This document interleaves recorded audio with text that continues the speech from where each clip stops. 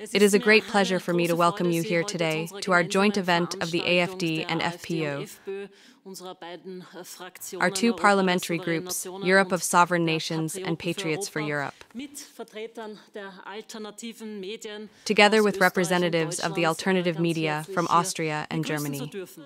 What the European Union, its own state, its own authorities in Austria and Germany have already tried to do through other people and organizations to restrict their freedom of the press, to stop them from publishing, from writing, to make them give up because they dare to have a different opinion, or to set a different focus in their journalistic work, and to report outside the left-wing mainstream. I am very grateful that they have come here today, because I think it is incredibly important that they themselves are here in person, in the heart of injustice, I almost have to say, the European Parliament, because this is where most attacks on freedom of opinion and freedom of the press come from. This is where they have their origins, and where they can make the public aware of what has already happened.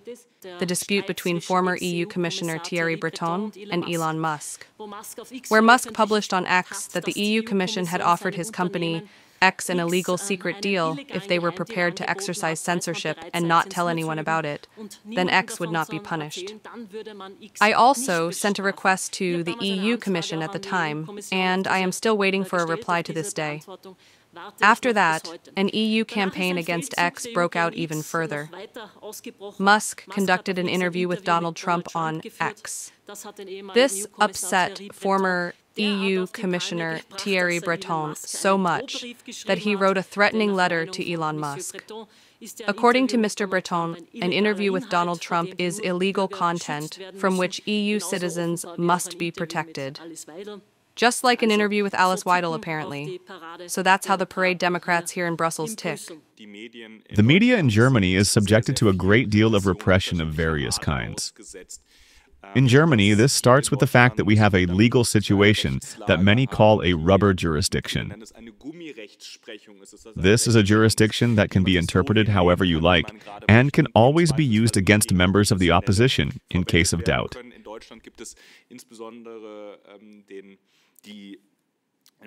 In Germany, in particular, there is the paragraph on incitement to hatred, which is actually a very broad term that is used to a very, very great extent, especially against the media. I can give you a few examples. The editor-in-chief of the Deutschland-Kurier, David Bendels, for example, was sentenced to a 540-day sentence for simple, entirely legitimate satirical memes that he shared. In other words, attempts are being made to exert incredible financial pressure on journalists over banalities. From 2015, from the illegal mass migration. If you had the wrong opinion as a journalist, you were branded a right-wing extremist. No matter what you said, you weren't actually allowed to ask any questions, and that's something that motivates me personally to ask even more questions. Companies were founded under the Joe Biden administration. We have been following this. The CIA is also behind it. And other U.S. services, one of these companies is called NewsGuard. And these companies basically make lists of enemy media. They come along, write them an email, ask them a list of questions, and then they make a profile of the media, and there are all sorts of absurd things in there, some of which are fake news themselves. I don't want to take up too much of my colleagues' time here, but there is this CIA company, there is this profile, and if you have a bad ranking there, for example, I think we have 3 out of 10 possible stars, which is very bad, then you won't get any more advertisements. Censorship is advancing. And in the worst case, a medium with the wrong opinion is simply banned, and that's exactly what I experienced. On July 16, 2024, the Compact magazine was completely banned. All our assets were confiscated. All our belongings were confiscated, from chairs to camera technology to all kinds of magazines and books that we had in stock. And that was really a historically unique process, unique in the history of the BRD, unique in the history of the European Union.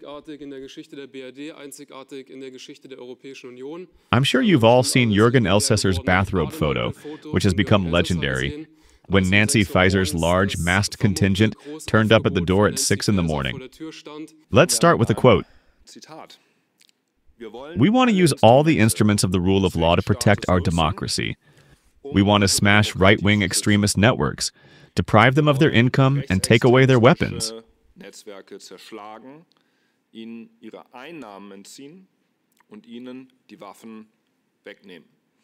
Sie haben richtig geraten. You guessed right. The quote comes from German Interior Minister Nancy Faeser. Und diese Worte, and these words, this logic of financial destruction, are also spoken by Antifa activists who denounce alternative media. die Aktivisten der Antifa, die alternative Medien denunzieren und das And people who work in the deep party state also understand this Leute, logic. die im tiefen Parteienstaat arbeiten. AUF1 has been targeted in every respect, it must be said, by censors, by guardians of virtue who play their entire keyboard, and the decisive factor is that the whole thing is not taking place in a vacuum, in a non-political space, but it has been announced and it serves a political agenda. We were deleted from Facebook and TikTok without even a hint of an announcement, let alone perhaps a hearing. Eight bank accounts have been terminated in an almost concerted action. In not a single case were we told the reason. In not a single case were we asked to attend a hearing. No, we received letters like the one from Volkskredietbank, for example. I don't know whether it's there for the people or for its shareholders, but anyway, from the Volkskredietbank in Linz, where we were told that the contract was being terminated, and we had to specify another bank account to which they would transfer the money. It's just difficult to specify another account when they are all terminated. This is also the case with Sparkasse Oberösterreich.